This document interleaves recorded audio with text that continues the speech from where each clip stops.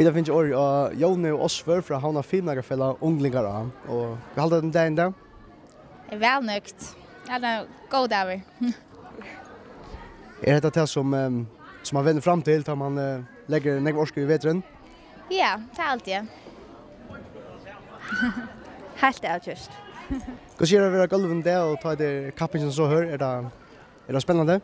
Ja, det är spännande. Man hör reella nerver. Men allugalt så är det ordentligt allt. Kvällt om stöj och kappen gör.